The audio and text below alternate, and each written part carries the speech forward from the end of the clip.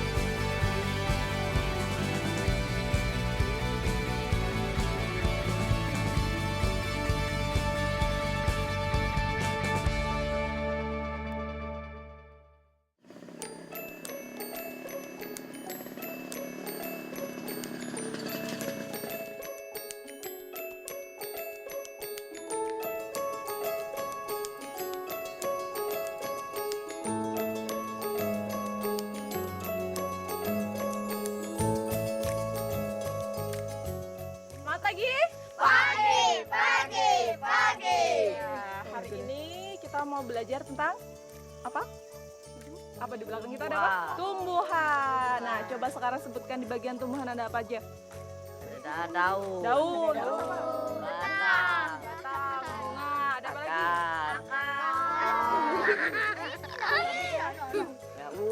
Jawut. Mana yang batang? Ini bu. No, bawah ini no. Akarnya mana? Ini. Daunnya? Ini. Ada bunganya nggak ini? Ada bu. Mana di ujung. Belum bunga bu. Ini pohon apa ini? Buahnya enak dimakan? Ini laboratorium alam kami. Ya, sekitar halaman rumah atau kebun menjadi saranaku dan anak-anak memetik ilmu pengetahuan.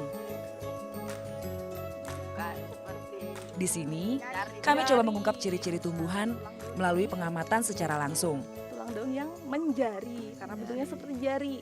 Nah, kemudian ada yang melengkung, menyirip. Oh, Nah, coba menyirip. yang ini. Mana menyirip? Ini apa ini? Nah, sekarang coba kalian masing-masing cari satu daun. Coba ada yang cari yang ini, tadi katanya buahnya enak dimakan. Coba cari buahnya.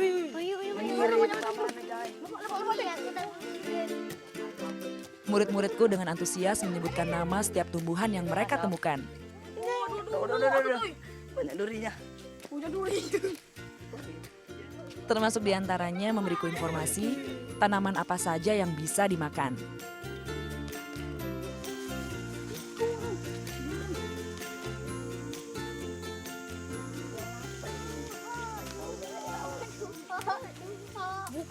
Apa itu namanya? Buah dua-dua. Bukan nih. Bisa dimakan? Coba.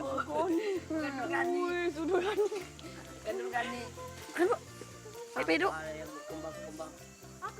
Lidahnya jadi berubah ya? Borong kena nih. Coba dimakan. Makan sampai mana tuh? Rasanya. Tahu nih, Bu? Rasanya enak. Lagi.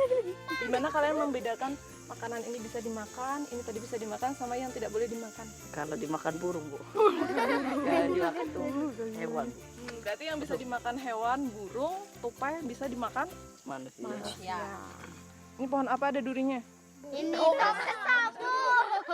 Termasam. Kenapa mereka punya duri? Untuk melindungi Dirinya. buahnya. Namanya Nurrohman. Biar nggak dipotelin sama Nurrohman ya. Aduh. Ia salah satu muridku yang menonjol. Di tengah segala keterbatasan yang dimiliki rata-rata anak-anak di sini, Nurrohman menunjukkan minat dan tekad yang kuat untuk meraih pendidikan. Yuk, sekarang dapat apa aja tadi? Tadi udah nyari dapat apa aja? Kunyit. Mana? Yang enak dimakan apanya kunyit? Ngate bu. Umbinya bu. Nah. Tadi yang bulat-bulat tadi mana? Nah, apa ini namanya? Cempoka. Cempoka. Bisa dimanfaatkan buat apa? Buat Di sayur. lalapu. Di sayur, dilalap. Buat lalapan ya? Terus, mana lagi ya? Untuk ulam. Coba lihat daunnya. Apa? Mirip. Jadi karena kita belajar IPA ya, kalau misalnya belajar di kelas itu kan cuma buku ngeliat. Nah, sedangkan belajar di alam langsung kayak ini mereka bisa mencari di sekeliling mereka dan mereka biasanya lebih mengenal itu. Misalnya tadi cempoka bisa buat masak kayak gitu. Mungkin di buku pelajaran IPA nggak ada kayak gitu. Apa itu? Tahu nggak sabu? Rasanya bisa dimasak? Bisa, Bu. Masam itu. Tahu manis kecil-kecil.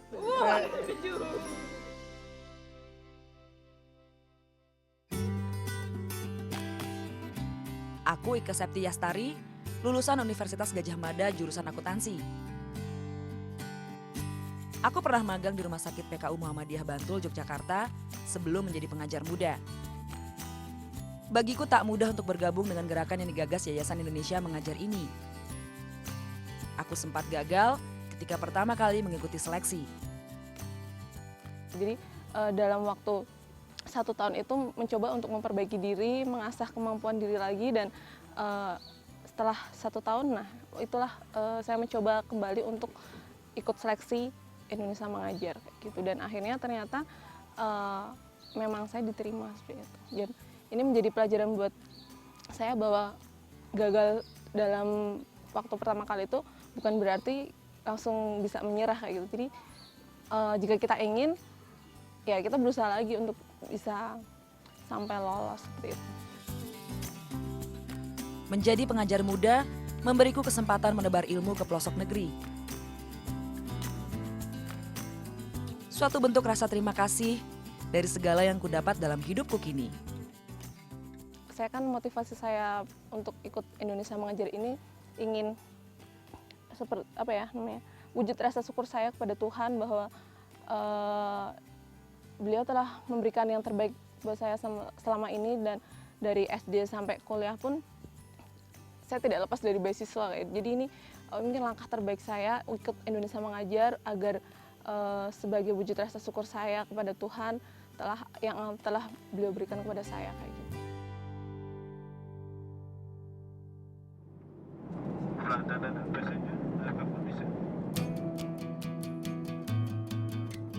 Tugasku mengajar di Dusun Lugur, Desa Prabu Menang, Lubai, Kabupaten Muara Enim, Sumatera Selatan.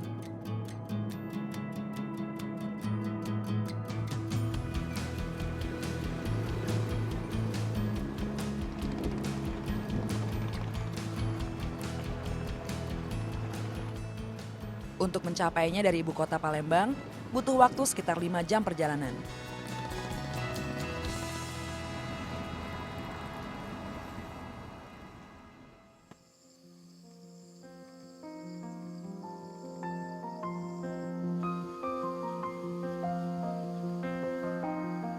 Kebun karet menjadi sumber nafkah utama penduduk di sini.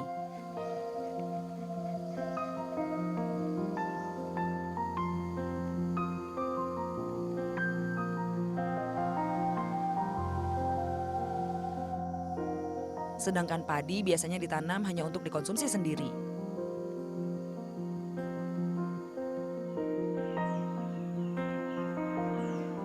Keluarga tempatku tinggal selama di sini juga berprofesi sebagai petani karet. Setiap hari Minggu, Pak Li menjual karetnya kepada para tauke yang datang. Dalam bahasa setempat, getah karet biasa disebut balam. 71.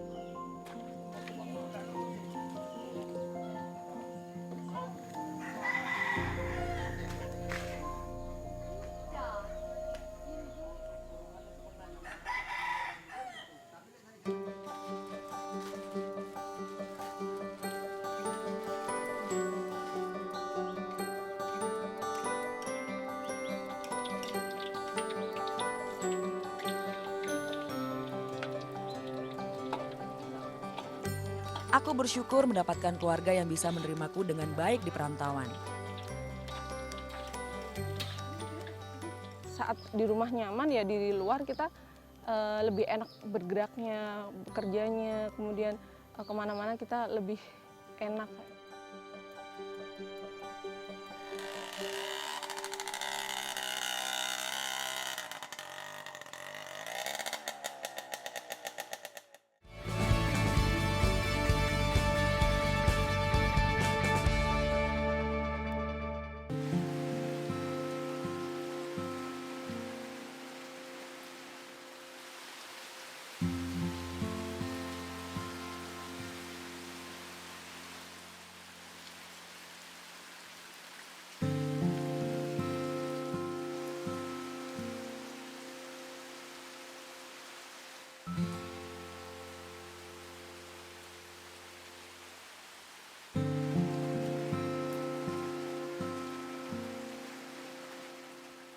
Titik-titik air yang membasahi bumi ini bagi sebagian orang merupakan berkah.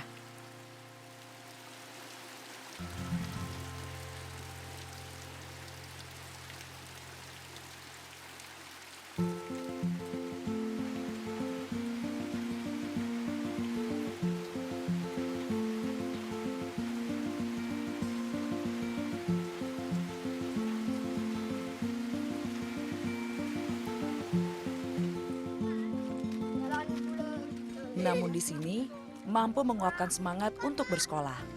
Enggak lulus wae yang datang. Cuman kami lah yang datang.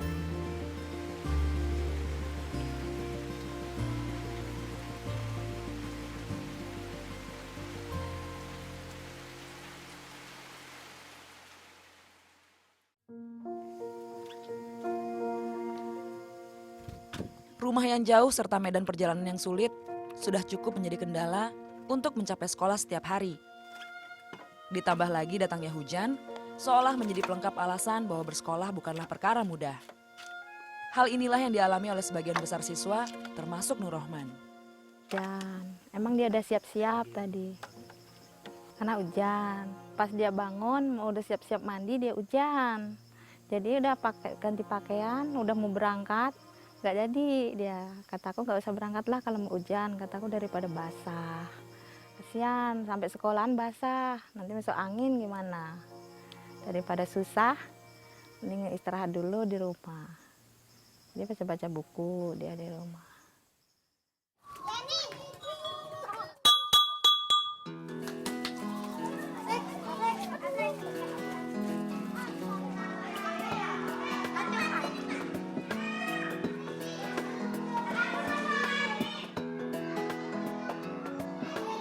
Situasi seperti ini yang membuat sekolah hanya dihadiri segelintir siswa ketika musim hujan datang. Biasanya kalau hujan kayak gini kan banyak guru-guru yang dari jauh, jadi mereka tidak datang. Nah, sedangkan anak-anak pun mereka tidak hanya dari di sekitar sini, mereka dari talang-talang yang jauh juga. Jadi ya seperti inilah mungkin satu sekolahan yang awalnya 108 orang jadi cuma dapat satu kelas, itu udah kelas 1 sampai kelas 6, terus kemudian kondisi sekolahan jadi becek. Semangat pagi!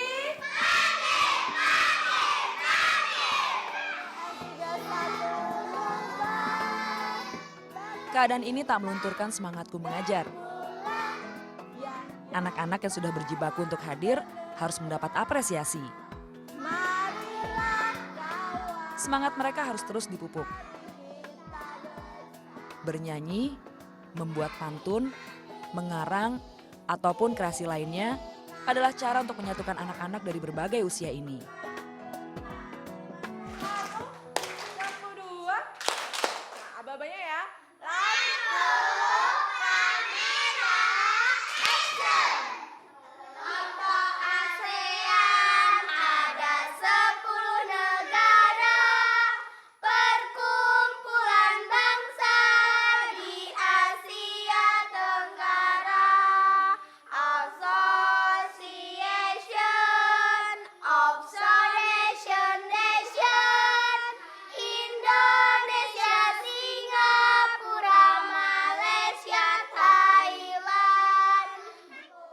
Mereka pun rela berbagi papan tulis untuk menerima pelajaran. Yang penting membuat anak itu senang meskipun hujan mereka bisa tetap datang ke sekolah seperti itu. Kendala cuaca tak hanya dialami para siswa. Siapa itu namanya? Kadang, aku pun harus menggantikan rekan guru yang juga tak bisa datang ke sekolah. Itu kan bisa warna-warni. Paham dengan keadaan mereka ya, karena memang guru-guru di sini kan tidak hanya di sini lokasinya, tapi mereka 10 kilo di luar sana. Jadi kalau kondisi hujan deras seperti ini ya kita maklum kalau misalnya guru-guru itu tidak datang seperti itu. Tapi kita sih berharap mereka tetap datang. Tapi mungkin karena ada sesuatu hal yang memang jalan untuk masuk di sini aja kan ditempuhnya susah kalau hujan seperti itu.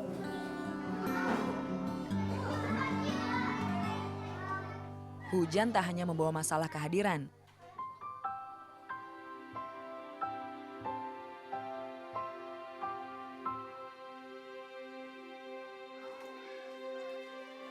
Oleh-oleh dari jalan berlumpur yang dilalui anak-anak membuat sekolah kami kotor.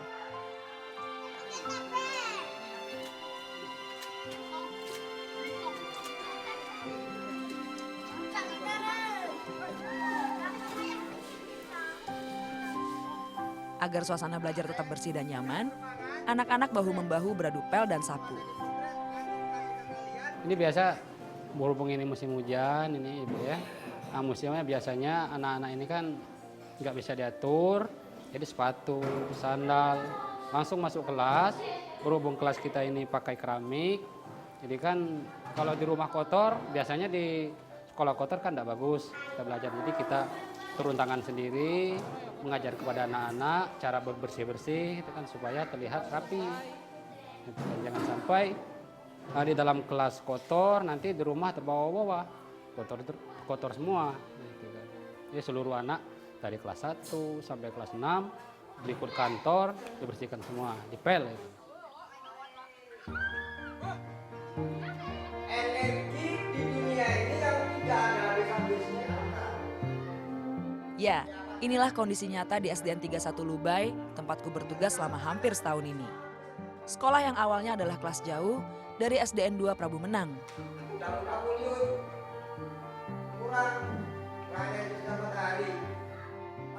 Berkat kegigihan 2 orang tokoh guru, kelas jauh ini pun berhasil menjadi sekolah negeri 10 Maret 2010 lalu. Nah, saya atas nama dari pendiri sekolah ini pada tahun 80, itu dalam keadaan sekolah itu masih darurat. Di tempatnya sekolah ini sudah ketiga kali pindah. Jadi yang pertama di seberang, yang kedua di lokasi belakang inilah, yang ketiga ini. Dengan sendirinya lokasi ini dibeli dengan masyarakat wali murid. Pertama-tama gedungnya di sini itu adalah atap seng, dinding kayu.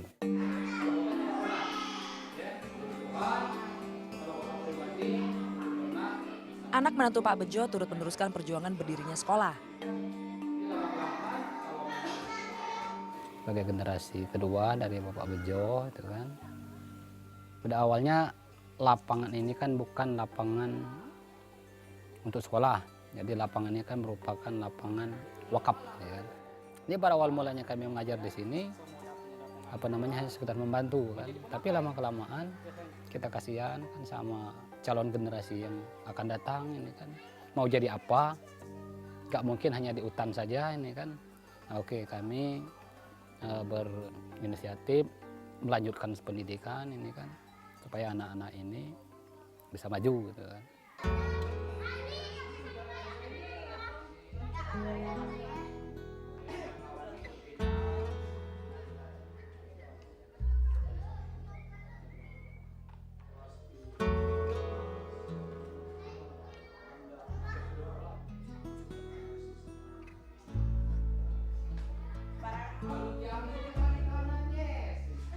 Keenam guru yang bertugas di SDN 31 Lubai, semuanya adalah tenaga honorer.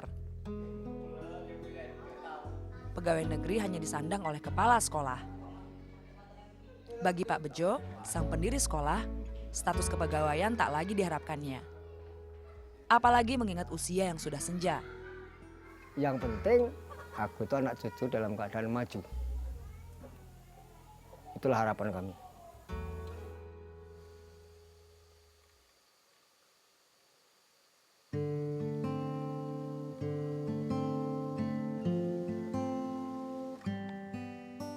Namun kondisi berbeda dihadapi oleh guru-guru lain.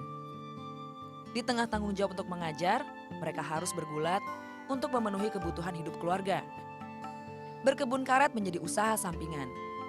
Meski untuk itu, ada sebagian waktu yang harus dikorbankan. Nah, sebetulnya itulah jadi polemik dan dilema bagi kami, khususnya sekolah yang berada di pelosok ya. Otomatis kalau tuntutan kepala sekolah, tuntutan dari kepala dinas, itu kan maksimal guru yang mengajar sebelum jam 7.30 itu kan sudah berada di sekolah yang kita tuju. Tapi mau dibilang apa lagi ya, kalau saya di pelosok di begini, kadang-kadang sudah berulang-ulang kali ditegur oleh kepala sekolah. Cuman satu yang bisa saya sampaikan kepada Bapak Kepala Sekolah, kita kan memang sama-sama mencerdaskan anak bangsa, tapi kita tidak harus mengorbankan waktu kita untuk kebutuhan pemenuhan keluarga. Harus dimulai dari misalnya mementingkan sekolah dulu gitu kan. Jadi otomatis saya minta kebijaksanaan dari kepala sekolah, sekiranya waktu saya terlambat, saya mohon ada pengertian nanti kan. Dilematis memang, para pejuang pendidikan tak mampu berperang habis-habisan karena di sisi lain ada keluarga yang menanti untuk dinafkahi. Jujur kami katakan ya, kalau bagi saya pribadi memang waktu sering molor bagi kami, karena mengingat untuk pemenuhan kebutuhan sendiri, berhubung kami juga ada anak sekolah ya, jadi otomatis waktu itu sangat banyak tersita untuk dikurangi bagi jam mengajar.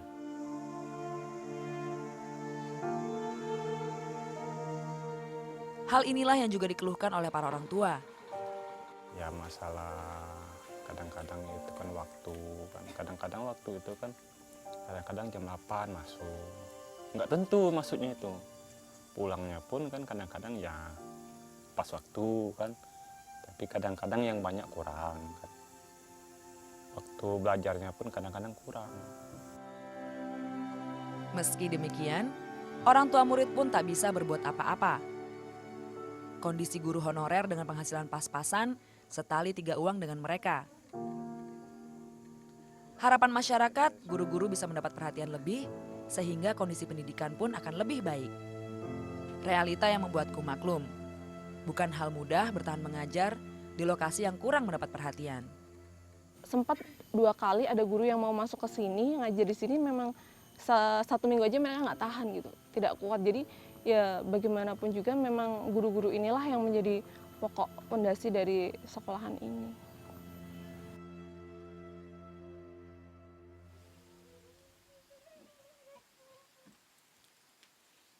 Di tengah segala kendala, harapan menuju keadaan yang lebih baik muncul dari sosok muridku Nur Rohman. Nur Rohman itu adalah anak yang pantang menyerah ya. Dia sangat, motivasinya sangat besar untuk sekolah, keinginannya sangat kuat, dan dia rajin membantu orang tuanya seperti itu. Nur Rohman tinggal bersama orang tuanya di sebuah pondok kebun. Pemilik kebun berbaik hati meminjamkan pondok tersebut kepada keluarga mereka. Jarak rumah Nur Rohman ke sekolah 5 kilometer.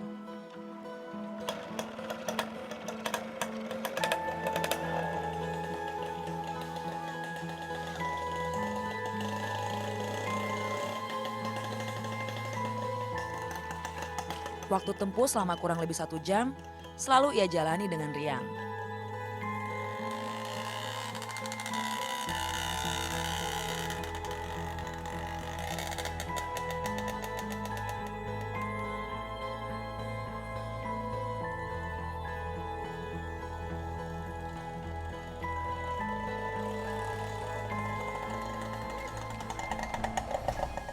Mendapati kegiatan menyenangkan di sekolah menjadi salah satu penguat tekad Nur Rohman untuk terus bersekolah.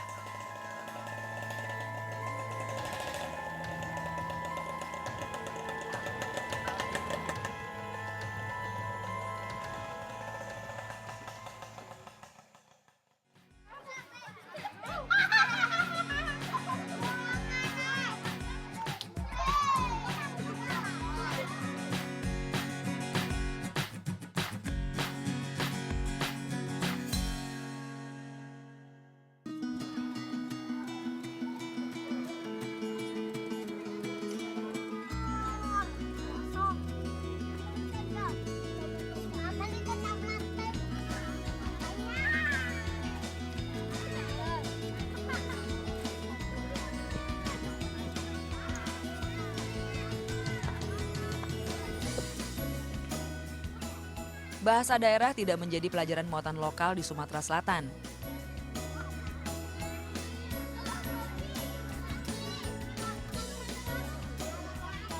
Untuk itu, kami mengisinya dengan memasak makanan khas daerah seperti pempek dan tewan. Kawai.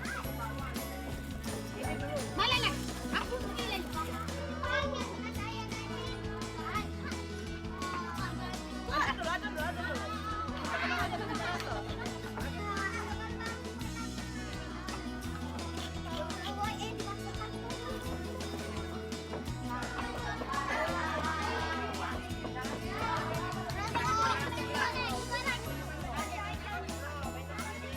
Anak-anak bisa melatih keterampilan mereka serta tentang bagaimana cara bekerja sama. Yang pertama adalah network, teamwork kan. Terus kemudian bagaimana mereka kerjasamanya, kemudian pembagian tugas, kamu bawa apa, kayak gitu. Terus kemudian selain itu juga kan ada anak-anak yang dia memang pinter masak kayak gitu. Nah itu bisa dimanfaatkan di sini agar mereka bisa mengajari teman-temannya kayak gitu. Aku dibantu oleh guru-guru lain mendampingi anak-anak. Bang, apa ini? Apa dia? Udah aku tutup. Dari merekalah aku belajar memasak makanan khas daerah ini terlebih dahulu.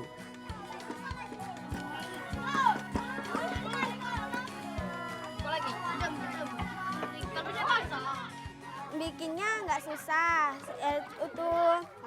bikin seneng, bisa main-main sambilan. Kenapa bikin bintang? Karena bintang ciptaan Tuhan. Anak-anak cowok mah kukunya item-item, nanti banyak kumannya, nanti yang orang makannya nanti sakit perut. Ya mereka nggak mau sebenarnya mau bantuin, tapi mereka kata kami nggak boleh.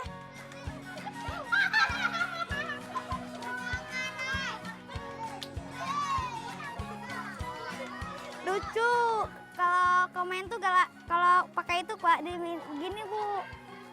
Kalau senang tuh sama teman-teman Bu, atau bisa ketawa, bisa main-main. Kalau kecil-kecil Bu, nanti makannya nggak sampai Bu ke kerongkongan. Kan kata Ibu Yuli kan kalau kecil-kecil mudah Bu dimakannya. Lewat memasak, anak-anak mengenali budaya daerahnya.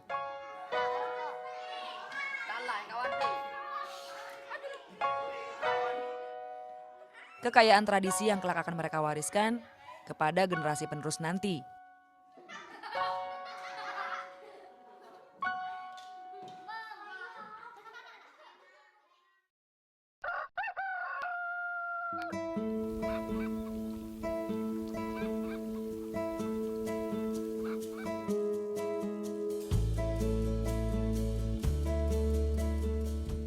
Tepuk satu, tepuk satu, tepuk dua. Semangat pagi. Pagi, pagi, pagi. Kalian siapkan pensilnya dulu, kalian bikin gambarnya dulu. Salah satu tugasku di SDN 31 Lubai adalah mengajar bidang studi SBK atau seni budaya dan keterampilan. Kali ini aku mengenalkan cara membuat maket pada siswa kelas 6.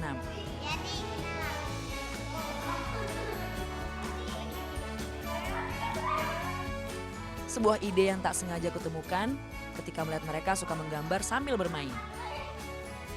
Metode belajar ini memiliki fungsi ganda.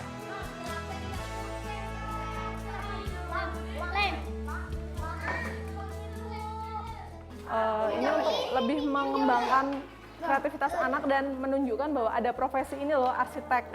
Siapa tahu nanti mereka kalau misalnya sudah besar bisa menjadi arsitek seperti itu. Jadi kayak mengenalkan profesi tapi dengan cara yang lain. Halo, nama saya Ayu. Saya akan membawakan cerita tentang sekolahan. Nah, karena saya ingin menceritakan tentang sekolah, karena teman-teman saya ingin banyak sekali menjadi guru. Di sini ada pohon sawit, ada sekolahan, orang, dan sebagainya. Sekian dan terima kasih. Kami membuat kolam. Maaf ya, kolam kami rusak. Terima kasih. Halo, nama saya Zona Irawan. Nama saya Habib Gunawan. Dan nama saya Deda Nadila. Halo, nama saya Monica Zeles. Tolongin beliau. Ajunin. Kami akan menceritakan sebuah sekolahan. Di sini ada orang, dan ada sekolah, dan pagar, dan semuanya. Kami bikin ini karena ini gedung sekolahan kami. Kami suka sama gedung sekolahan kami.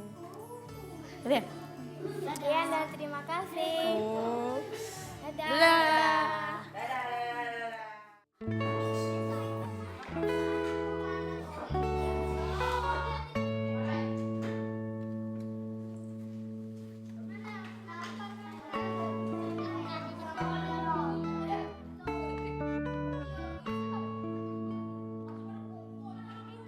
Aku gembira melihat anak-anak menikmati tugas yang mereka kerjakan. Aku berharap kehadiranku mampu memberi banyak kebaikan di sini.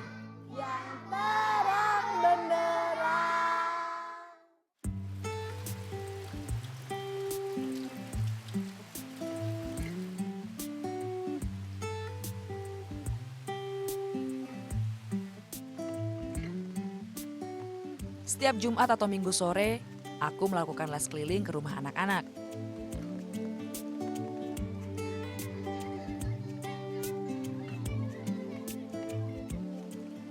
Selain memberikan tambahan pelajaran, aku berusaha merasakan pengalaman para murid menempuh perjalanan dari rumah menuju sekolah.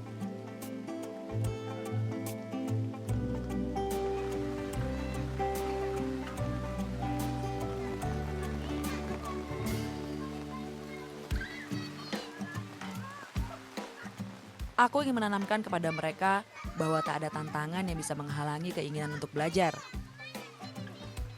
Anak-anak pun menyambut dengan semangat kegiatan ini. Sebab mereka juga bisa berkeliling mengunjungi rumah teman-teman yang letaknya kerap berjauhan. Chandra, wes toh, siapa suruh? Siapa yang belum dapat soal? Ini jadi mereka lebih rajin belajar dan misalnya sampai sekolah pun mereka, ayo Bu belajar lagi Bu, ayo Bu di mana kayak gitu. Jadi kayak mereka lebih antusias untuk belajar. Lewat cara ini aku juga menggalang pendekatan kepada orang tua murid. Sebab selama ini aku merasa dukungan orang tua untuk anaknya bersekolah masih kurang. Iya, melihat anak-anak kayak gini berarti ada kegiatan gitu loh Bu. Jadi seneng tambah pinter, tambah pengalaman gitu anak-anak. Perlahan tapi pasti, aku menjalin harapan bagi anak-anak Dusun Lugur ini.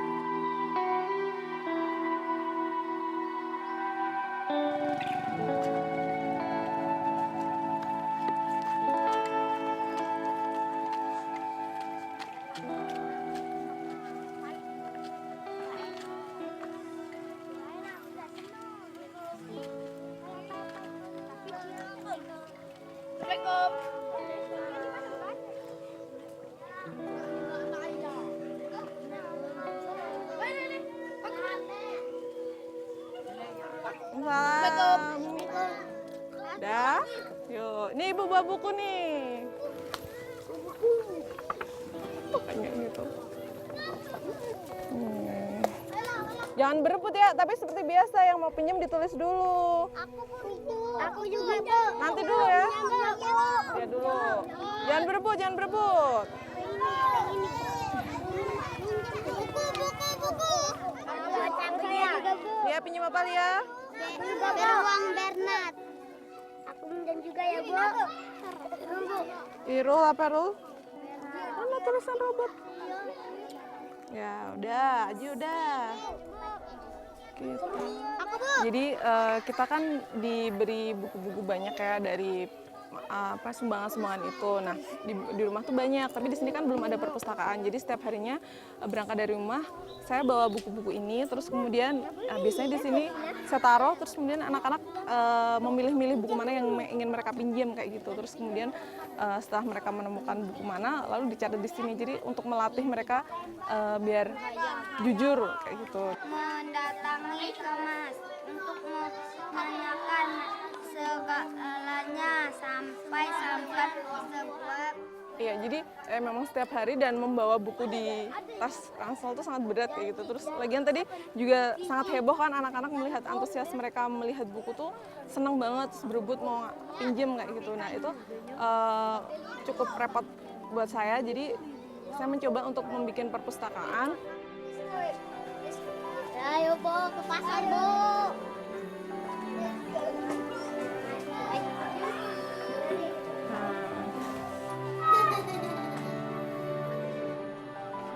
Sini, ke sini.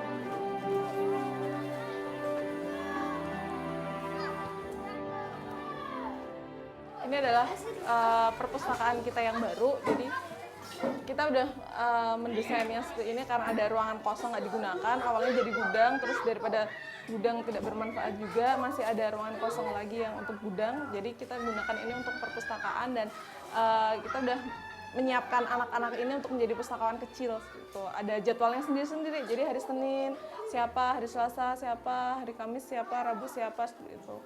Dan selain nanti buku-buku yang di rumah kan rencananya mau dibawa sini ke semuanya. Jadi biar tidak terlalu ribet untuk membawa tas berisi buku. Terus di sini ada, kalau yang kemarin masih kecil seperti ini, nah sekarang mereka belajar untuk mencatatnya sendiri. Jadi biar kalau misalnya temennya nggak mengembalikan, nah mereka yang berhak untuk memarahi atau menariknya kayak gitu. Buku adalah jendela dunia. Dan ketika membacanya, anak-anakku mungkin sedang menengok dunia lain yang mungkin tidak pernah mereka bayangkan sebelumnya.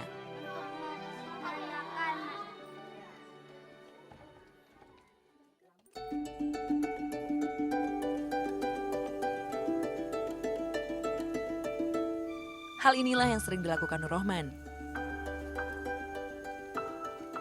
Buku tak pernah lepas dari kesehariannya.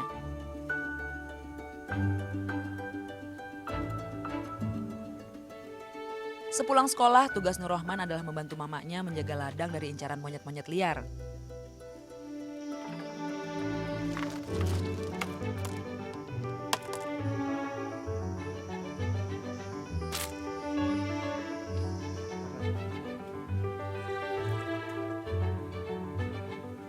Kegemaran Nur Rohman tak hanya membaca.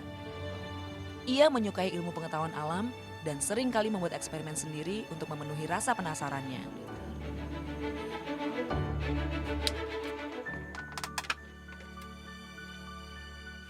Kalau di kebun suka belajar IPA, terus buat eksperimen, buat awan dari uap air. Terus ada botol aku buat, terus ada korek juga aku buat itu. Karena ini mudah buatnya, rupanya menyenangkan. Di saat anak-anak lain bermain di waktu senggangnya, Nur Rohman justru memanfaatkannya dengan membantu orang tua dan mencari pengetahuan baru.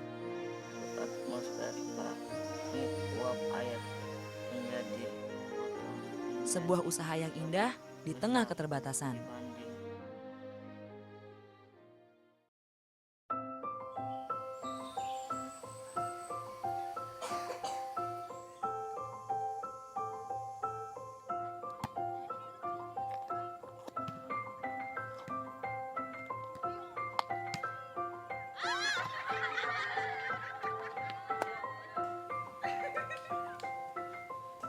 Kedekatanku dengan anak-anak tak sebatas hubungan antara guru dengan murid di sekolah.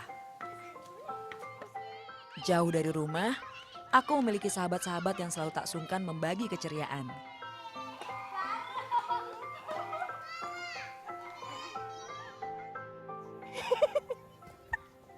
Gimana nih? jadi diajarin anak-anak? Seru sih, jadi ini kan saya sebelumnya belum pernah bisa main egrang ya, tapi di sini karena permainan anak-anak itu egrang, jadi saya coba ikut seperti mereka.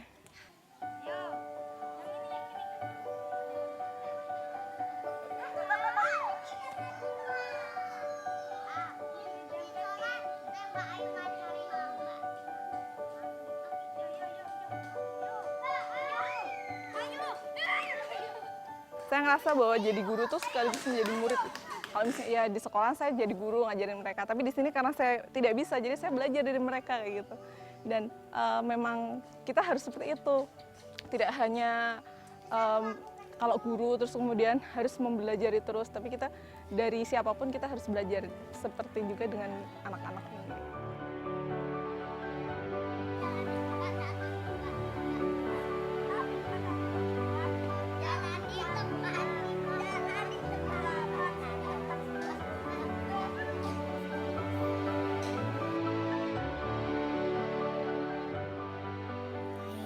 Egrang sama bantuin ibu apa ya, ibu tadi waktu itu belum bisa diajarin sama kami. Nah kami terus seneng banget Ibu Ika bisa. Nah terus lama-kelamaan Ibu Ika nggak main egrang, jadinya nggak bisa lagi, jadinya main lagi deh, jadinya Ibu bisa lagi. Kita belajar dari anak-anak, tidak boleh menyerah ya. Nah ini kita diuji sendiri sama anak-anaknya gitu. Ayo Bu, jangan nyerah Bu, Ibu pasti bisa. Nah, jadi kayak kembalikan, oh iya baiklah anak-anakku. Disinilah kudapati jika belajar itu bisa di mana saja, kapan saja, dan dari siapa saja.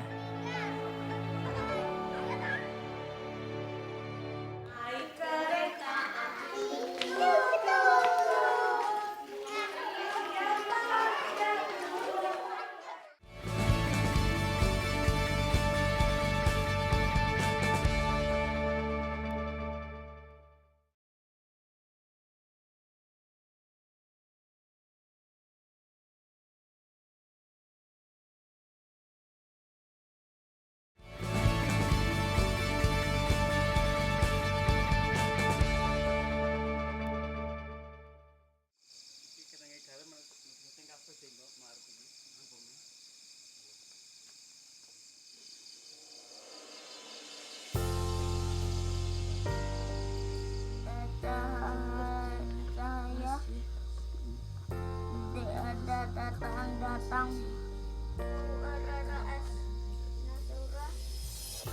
Pelita menjadi harapan Nur Rohman untuk mengisi malam. Ketekunannya mampu menginspirasi kawan-kawan dekatnya turut bergabung untuk belajar bersama.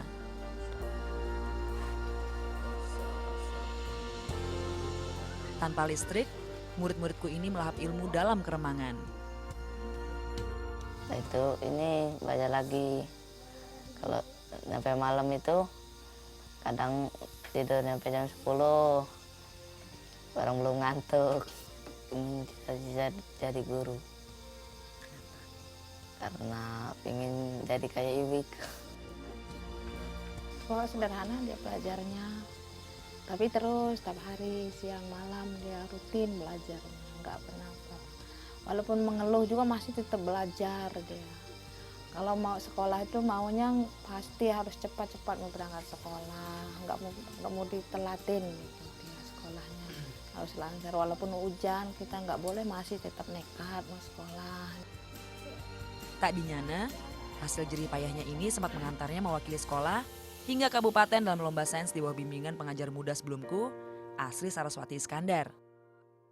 Setelah lulus SD aku mau lanjut sekolah yang tinggi, sekolah sampai SMP, terus SMA, terus sampai ke kuliah untuk mengejar cita-cita supaya tercapai. Siapa yang pernah menyangka di balik keteguhan hati Nur Rohman, ia sempat berhenti sekolah. Jarak serta kondisi cuaca menjadi penyebab utama.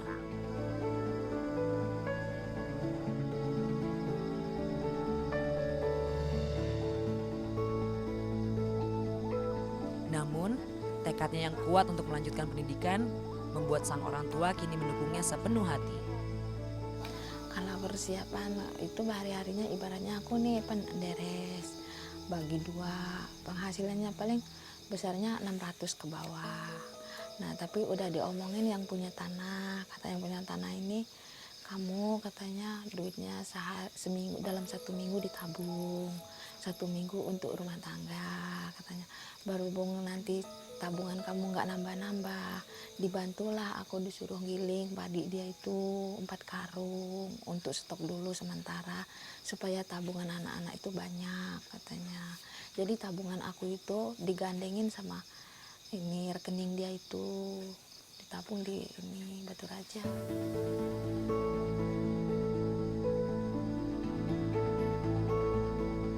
Berjuang tanpa henti hingga tercapai semua mimpi. Ingin menunjuk bahwa aku bisa membanggakan orang tua untuk supaya orang tua tidak sedih dengan keadaan yang kayak gini, supaya tidak sia-sia untuk mengajari aku.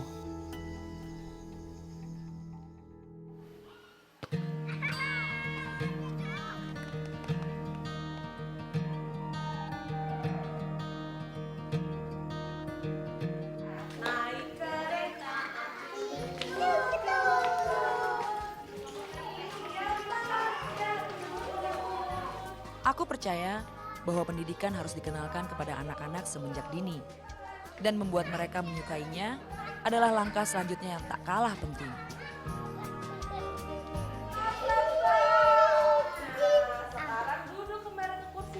Bersama Bu Santi, rekan guru di SDN Dubai, kami mencoba mendirikan sekolah taman kanak-kanak.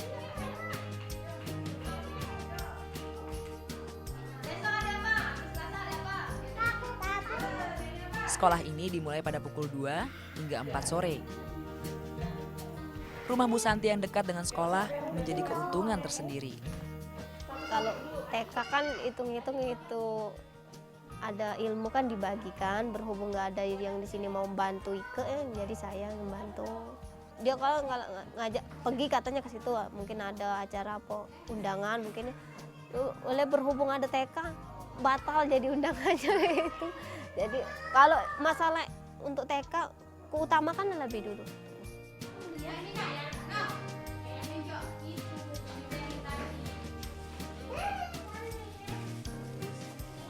Seluruh siswa bisa sekolah gratis di sini. Muridnya baru 9 orang. Fasilitasnya pun masih terbatas. Jadi buat mainan anak-anak kan di TK kan belum ada mainan, dan ini berusaha untuk bikin mainan buat anak-anak yang aman. Jadi bahannya dari tepung terigu sama garam. Kemudian nanti bisa dibentuk sama anak-anak sesuai dengan mereka misalnya mau bikin apa kayak gitu, dan misalnya kemakan atau kena ini sih masih aman, relatif aman untuk anak-anak. Aku anak jempat, anak nomor 1. Aku anak jempol, tak suka ditunggu. Namun harapan kami tumbuh menjulang. Kehadiran taman kanak-kanak mampu mengubah pandangan masyarakat akan makna penting pendidikan.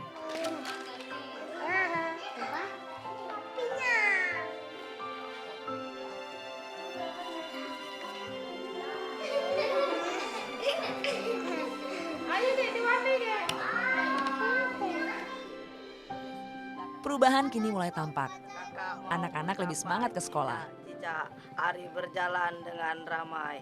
Kalau mau menggapai cita-cita, belajar dengan rajin. Masyarakat pun lebih menghargai arti pendidikan. Kesadaran itu tumbuh seiring cita-cita perbaikan nasib di masa depan. Jalan-jalan ke kota baru, tak lupa membeli sepatu. Ku kejar cita-citaku agar dapat ku menjadi seorang guru. Tepuk tangan segi 4 buat Habib. Lebih ke membuka lagi wawasan mereka tentang dunia luar, tentang bagaimana agar mereka tuh tidak putus asa bahwa mimpi itu bisa loh diraih, cita-cita tuh bisa loh diwujudkan. Dengan background saya sendiri yang dulunya memang dari keluarga yang tidak punya, ternyata sampai sekarang ini bisa lulus S1 loh kayak gitu. Jadi ingin menunjukkan kepada mereka bahwa ada banyak sesuatu hal yang mungkin mereka anggap mustahil, tapi kalau mereka punya niatan dan niat yang tulus dan memang kerja keras untuk memperjuangkannya pasti berhasil.